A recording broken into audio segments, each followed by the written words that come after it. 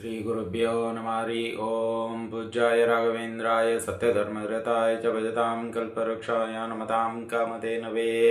ಸಮಸ್ತ ಶ್ರೀ ಸರಳ ಪರಿಹಾರ ಜ್ಯೋತಿಷಾಲಯ ಸದಸ್ಯರೆಲ್ಲರಿಗೂ ಈ ನಿಮ್ಮ ರಾಘವೇಂದ್ರ ಹರಿತ ಸಗುರುಜಿ ಮಾಡುವ ನಮಸ್ಕಾರಗಳು. ಸಮಸ್ತ ಕುಲಬಾಂಧವರಿಗೆ SSP ಜ್ಯೋತಿಷಾಲಯ ಯೂಟ್ಯೂಬ್ ಚಾನಲ್ಗೆ ಸ್ವಾಗತ ಸುಸ್ವಾಗತ ಕೋರುತ್ತಾ ಈ ದಿನ ನಾವು ಸಾಪ್ತಾಹಿಕ ಭವಿಷ್ಯ ಇದೇ ಆಗಸ್ಟ್ 23ರಿಂದ 29ನೇ ತಾರೀಕುವರೆಗೂ ದ್ವಾದಶ ರಾಶಿಗಳಾದ ಮೇಷರಾಶಿಯಿಂದ ಮೀನರಾಶಿಯವರೆಗೂ ಯಾವೆಲ್ಲ ಫಲಾಫಲಗಳು ಇವೆ, ಅನುಕೂಲತೆ ಏನು ಅನಾನುಕೂಲತೆ ಏನು ಹಾಗೂ ಪರಿಹಾರಗಳು ಯಾವೆಲ್ಲ ರೀತಿಯಲ್ಲಿರುತ್ತೆ ಈ ಒಂದು ಸಾಪ್ತಾಹಿಕ ಭವಿಷ್ಯದಲ್ಲಿ ತಿಳಿದುಕೊಳ್ಳೋಣ.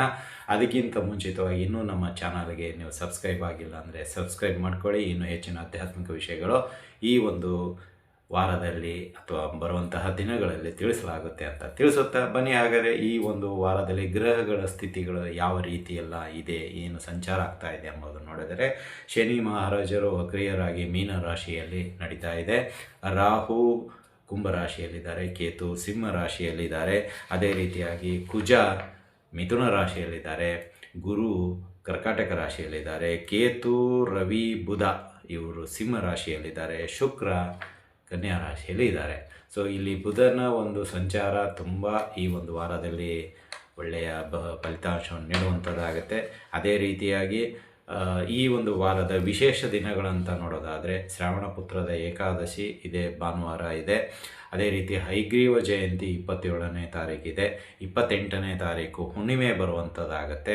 ರಕ್ಷಾ ಬಂಧನ ಇದೆ.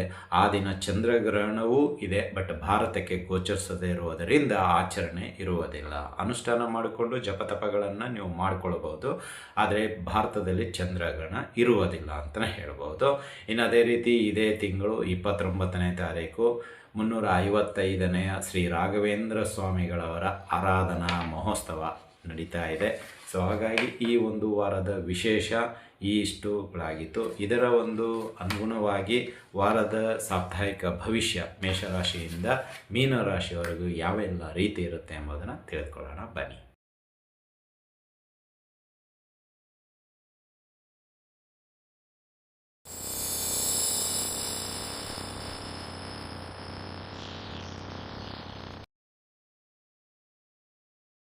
ರಾಶಿಗಳಲ್ಲಿ 5ನೇ ರಾಶಿಯಾಗಿರತಕ್ಕಂತಹ ಸಿಂಹ ರಾಶಿ. ಈ ಸಿಂಹ ರಾಶಿಯವರಿಗೆ ಈ ಒಂದು ವಾರದ ಸಾಪ್ತಾಹಿಕ ಭವಿಷ್ಯ ನೋಡೋದಾದರೆ ಈ ಒಂದು ವಾರದಲ್ಲಿ ಆತ್ಮವಿಶ್ವಾಸ, ಉದ್ಯೋಗ, ಹಣಕಾಸು ಮತ್ತು ವೈಯಕ್ತಿಕ ದೃಷ್ಟಿಯಿಂದ ನೋಡೋದಾದರೆ ತುಂಬ ಅನುಕೂಲತೆಗಳು ಕೂಡಿ ಬರುವಂಥದ್ದಾಗುತ್ತೆ. ಏಕೆಂದರೆ ರಾಶಿಯಲ್ಲಿ ರವಿ ಮತ್ತು ಬುಧ ನಿಮ್ಮ ರಾಶಿಯಲ್ಲಿ ಬರ್ತಾ ಇರೋದರಿಂದ ಸ್ವಲ್ಪ ಕೇತು ಇರೋದರಿಂದ ಡಿಸ್ಟರ್ಬೆನ್ಸ್ ಇರುತ್ತೆ. ಆದರೂ ಅಷ್ಟಮ ಶನಿಯೂ ಕೂಡ ಇರೋದರಿಂದ ಖರ್ಚುಗಳು ಕೂಡ ಇರುವಂಥದ್ದಾಗಿರುತ್ತೆ. ಆದರೆ ಒಂದು ಸಮಾಧಾನಕ ವಿಷಯ ಅಂತ ಹೇಳಿದರೆ ಬುಧ ಆದಿತ್ಯ ಯೋಗ ನಿಮಗೆ ಕೂಡಿ ಬರ್ತಾ ಇದೆ. ಸೊ ಇಲ್ಲಿ ಸ್ವಲ್ಪ ನಿಮ್ಮ ಒಂದು ವಿಷಯಗಳಿಗೆ ಏನೆಲ್ಲ ಅನುಕೂಲತೆಗಳು ಇರುತ್ತೆ ಅದನ್ನು ನೋಡೋಣ ಬನ್ನಿ. ಇಲ್ಲಿ ಒಂದು ನಿಮಗೆ ಈ ವಾರ ಅಂದರೆ ನಿಮ್ಮ ಒಂದು ಆತ್ಮವಿಶ್ವಾಸ ಆಗಿರ್ಬೋದು, ಹೊಸ ಕೆಲಸಗಳಾಗಿರ್ಬೋದು, ನಿಮ್ಮ ಆಲೋಚನೆ ಆಗಿರ್ಬೋದು, ಹಾಗೂ ನಿಮ್ಮ ದಿನನಿತ್ಯದ ಕಾರ್ಯಚಟುವಟಿಕೆಗಳಾಗಿರ್ಬೋದು ಸ್ವಲ್ಪ ಶುಭ ಫಲದ ರೀತಿಯಲ್ಲಿ, ಉತ್ಸಾಹದ ರೀತಿಯಲ್ಲಿ, ನವನವೀನ ರೀತಿಯಲ್ಲಿ ಸಾಗುವಂಥದ್ದಾಗತ್ತೆ ಅಂತಲೇ ಹೇಳ್ಬೋದು. ಅಂದರೆ ಇಲ್ಲಿ ಮೊದಲನೇದಾಗಿ ಉದ್ಯೋಗ ಮತ್ತು ವ್ಯಾಪಾರ ದೃಷ್ಟಿಯಲ್ಲಿ ನೋಡೋದಾದರೆ ಉದ್ಯೋಗದಲ್ಲಿ ಪ್ರಗತಿ ಇರುತ್ತೆ. ನೀವು ಮಾಡಿರ್ತಕ್ಕಂತಹ ಉದ್ಯೋಗದಲ್ಲಿ ವಿಶ್ವಾಸ ಇರುವಂಥದ್ದಾಗುತ್ತೆ. ನೀವು ಏನೇ ಕಾರ್ಯಚಟುವಟಿಕೆಗಳು ಮಾಡಿದರೂ ಎಲ್ಲರ ವಿಶ್ವಾಸವನ್ನು ನೀವು ಗಳಿಸುವಂಥವ್ರಾಗ್ತೀರಾ. ಇದರಿಂದ ಕಂಪನಿ ಅಥವಾ ನಿಮ್ಮ ಮೇಲಾಧಿಕಾರಿಗಳು ನಿಮ್ಮನ್ನು ವಿಶ್ವಾಸಕ್ಕೆ ತೆಗೆದುಕೊಂಡು ಏನಂತೀರ ಅದರದೇ ಆದಂಥ ಸನ್ಮಾನ ಆಗಿರ್ಬೋದು ಅಥವಾ ಹೊಗಳಿಕೆ ಮಾತುಗಳಾಗಿರ್ಬೋದು ಈ ವಾರ ನಿಮಗೆ ಸಿಂಹರಾಶಿಯವರಿಗೆ ಸಿಗುವಂಥದ್ದಾಗತ್ತೆ ಅಂತಲೇ ಹೇಳ್ಬೋದು. ಇನ್ನು ಯಾರೆಲ್ಲ ಉದ್ಯೋಗಕ್ಕಾಗಿ ಪ್ರಯತ್ನ ಮಾಡ್ತಾ ಇದ್ದೀರಾ ಖಂಡಿತವಾಗಿ ಮಾಡಿ. ಈ ವಾರ ಬುಧಾದಿತ್ಯ ಯೋಗ ಕೂಡಿ ಬರ್ತಾ ಇರೋದ್ರಿಂದ ನಿಮಗೆ ನಿಮ್ಮ ಒಂದು ಕನಸಿನ ಒಂದು ಕೆಲಸ ಸಿಗುವಂಥದ್ದಾಗತ್ತೆ, ಅಥವಾ ನಿಮ್ಮ ಒಂದು ಪ್ರಯತ್ನಕ್ಕೆ ತಕ್ಕ ಪ್ರತಿಫಲ ಅಂತಲೂ ಸಿಕ್ಕೇ ಸಿಗುತ್ತೆ. ಯಾವುದಾದ್ರೂ ಒಂದು ಕೆಲಸ ಖಂಡಿತವಾಗೂ ಈ ವಾರ ಬುಧ ಮತ್ತು ರವಿಯ ಆಶೀರ್ವಾದದಿಂದ ಸಿಂಹರಾಶಿಯವರಿಗೆ ಸಿಗುವಂಥದ್ದಾಗುತ್ತೆ ಅಂತಲೇ ಹೇಳ್ಬೋದು. ಇನ್ನು ಅದೇ ರೀತಿಯಾಗಿ ವ್ಯಾಪಾರದಲ್ಲಿ ಒಂದು ಬ್ರ್ಯಾಂಡ್ ತರಲು ತುಂಬ ಪ್ರಯತ್ನ ಮಾಡುವಂಥದ್ದಾಗುತ್ತೆ ಸಿಂಹರಾಶಿಯವರಿಗೆ. ಅಂದರೆ ಬುಧ ನಿಮ್ಮ ರಾಶಿಗೆ ಬರ್ತಾ ಇರೋದ್ರಿಂದ ಹೊಸ ಹೊಸ ಆಲೋಚನೆಗಳು ಬರುವಂಥದ್ದಾಗತ್ತೆ. ಸೂರ್ಯನೂ ನಿಮ್ಮ ರಾಶಿಗೆ ಬರುವಂಥದ್ದಾಗುತ್ತೆ. ಒಂದು ಸ್ಟ್ಯಾಂಡರ್ಡ್ ಆಗಿ ಮೇಂಟೈನ್ ಮಾಡ್ಕೊಂಡು ಹೋಗೋಣ ಅಂತಲೇ ತಲೆಯಲ್ಲಿ ಬರುವಂಥದ್ದಾಗತ್ತೆ. ಹಾಗಾಗಿ ಅದಕ್ಕೆ ಒಂದಿಷ್ಟು ಪ್ರಯತ್ನ, ಸವಾಲುಗಳು ಎಲ್ಲವನ್ನ ಮೆಟ್ಟಿ ನಿಂತು ವಿಶ್ವಾಸ ಗಳಿಸಲು ಪ್ರಯತ್ನ ಮಾಡುವಂಥದ್ದಾಗುತ್ತೆ ಅಂತಲೇ ಹೇಳ್ಬೋದು.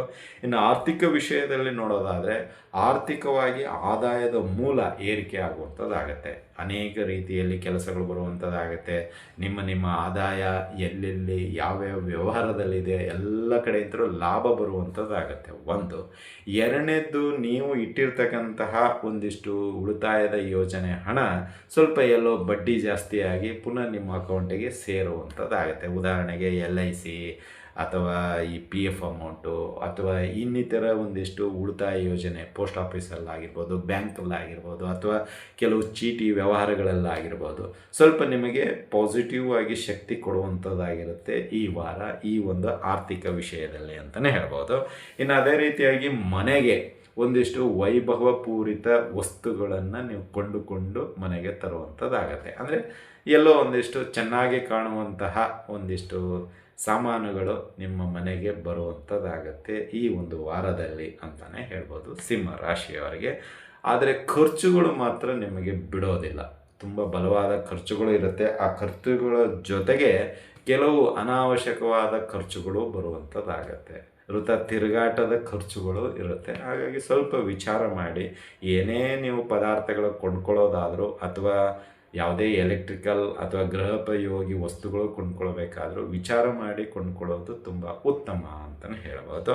ಇನ್ನು ಕುಟುಂಬ ಮತ್ತು ದಾಂಪತ್ಯ ಜೀವನದ ಬಗ್ಗೆ ನೋಡೋದಾದರೆ ಕುಟುಂಬದಲ್ಲಿ ಸಣ್ಣ ಪುಟ್ಟ ವ್ಯತ್ಯಾಸಗಳನ್ನು ಏನಂತೀರ ಮಾತುಕತೆಯಿಂದ ಬಗೆಹರಿಸಿಕೊಳ್ಳಲು ಇಷ್ಟಪಡ್ತೀರಾ. ಕುಟುಂಬ ಹಿರಿಯ ಸದಸ್ಯರು, ಕಿರಿಯ ಸದಸ್ಯರು, ಮಧ್ಯ ಸದಸ್ಯರು ಯಾರೇ ಇದ್ರೂ ತಲೆ ಕೆಡಿಸ್ಕೊಳ್ಳೋದಿಲ್ಲ. ಎಲ್ಲರ ಜೊತೆ ಪ್ರೀತಿ, ಮಮತೆ, ವಾತ್ಸಲ್ಯದಿಂದ ಇರಲು ಪ್ರಯತ್ನ ಮಾಡುವಂಥದ್ದಾಗುತ್ತೆ.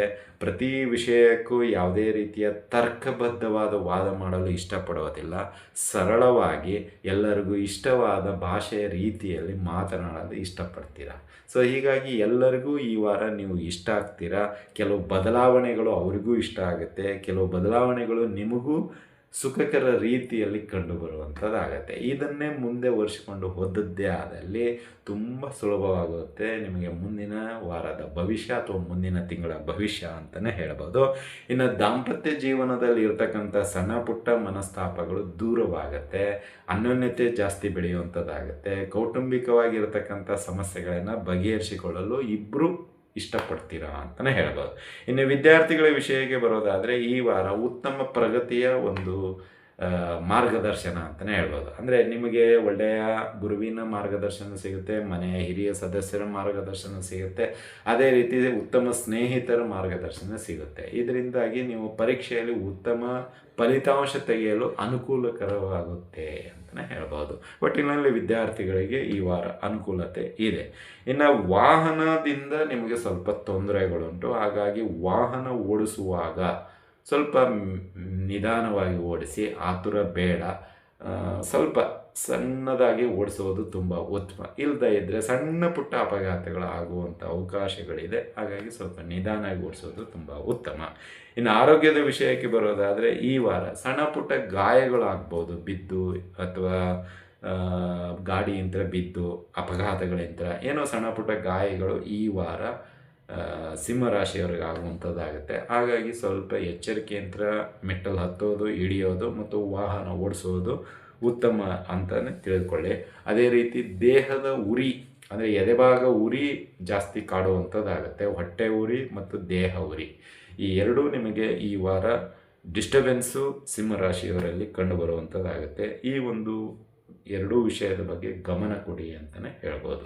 ಇನ್ನು ಈ ವಾರದ ಶುಭ ದಿನ ಅಂತ ಬರೋದಾದರೆ ಭಾನುವಾರ ಮತ್ತು ಗುರುವಾರ ನಿಮಗೆ ಶುಭ ದಿನವಾಗಿರುತ್ತೆ. ಏನಾದರೂ ಪ್ರಮುಖ ಕಾರ್ಯಗಳಿದ್ದರೆ ಈ ಒಂದು 2 ದಿನದಲ್ಲಿ ಮಾಡಿಕೊಳ್ಳಿ. ಇನ್ನು ಎಚ್ಚರಿಕೆ ವಹಿಸಬೇಕಾದ ದಿನ ಯಾವುದು ಅಂದರೆ ಮಂಗಳವಾರ ಮತ್ತು ಶನಿವಾರ. ಈ ಒಂದು 2 ದಿನದಲ್ಲಿ ಏನಾದರೂ ಆರ್ಥಿಕ ಅಥವಾ ಪ್ರಮುಖ ನಿರ್ಧಾರ ಅಥವಾ ಏನಾದರೂ ವೈಯಕ್ತಿಕ ಕೆಲಸ ಕಾರ್ಯಗಳು ಆಗಬೇಕಾಗಿದ್ದರೆ ಖಂಡಿತವಾಗಿಯೂ ಮುಂದಕ್ಕೆ ಹಾಕೋದು ತುಂಬ ಉತ್ತಮ ಅಂತಲೇ ಹೇಳ್ಬೋದು. ಇನ್ನು ಈ ವಾರದ ಪರಿಹಾರ ವಿಷಯಕ್ಕೆ ಬರೋದಾದರೆ ಆದಿತ್ಯ ಹೃದಯ ಸ್ತೋತ್ರವನ್ನು ಓದಿ, ಅದೇ ರೀತಿಯಾಗಿ ನಿಮ್ಮ ಕುಲದೇವರ ದರ್ಶನ ಮಾಡ್ಕೊಂಡು ಬನ್ನಿ ಮತ್ತು ಬ್ರಾಹ್ಮಣರಿಗೆ ದವಸ ಧಾನ್ಯಗಳನ್ನು ದಾನವಾಗಿ ನೀಡಿ. ಇದರಿಂದ ನಿಮಗೆ ಅನುಕೂಲಕರವಾದ ವಾತಾವರಣ ಮತ್ತು ಕೆಲವು ಕಠಿಣವಾದ ಸವಾಲುಗಳನ್ನು ನೀವು ಜಯದ ಕಡೆಗೆ ತಂದು ಒಪ್ಪಿಸ್ಬೋದು ಅಂತಲೇ ಹೇಳ್ಬೋದು, ಅಥವಾ ನೀವಾಗೆ ಜಯದ ಕಡೆಗೆ ಬರುವಂಥದ್ದಾಗತ್ತೆ ಅಂತಲೇ ಹೇಳ್ಬೋದು. ಇದಾಗಿತ್ತು ಸಿಂಹರಾಶಿಯವರ ಈ ವಾರದ ಸಾಪ್ತಾಹಿಕ ಭವಿಷ್ಯ. ಈ ಭವಿಷ್ಯ ನಿಮ್ಗೆ ಇಷ್ಟ ಆಗಿದ್ದರೆ ಲೈಕ್ ಮಾಡಿ ಮತ್ತು ಶೇರ್ ಮಾಡಿ. ಆಗ ಈ ಒಂದು ವಿಷಯದ ಬಗ್ಗೆ ನಿಮ್ಮ ಅನಿಸಿಕೆ ಅಭಿಪ್ರಾಯಗಳನ್ನು ಹಂಚಿಕೊಳ್ಳಿ ಅಂತ ಹೇಳ್ತಾ ಇಲ್ಲಿಗೆ ವಿಷಯ ಮುಗಿಸ್ತಾ ಇದ್ದೀವಿ. ಶುಭವಾಗಲಿ, ಶುಭಮಸ್ತು, ಶುಭಂ ಭೂಯಾತ್, ಸರ್ವೇ ಜನಃ ಸುಖಿನೋ ಭವಂತು.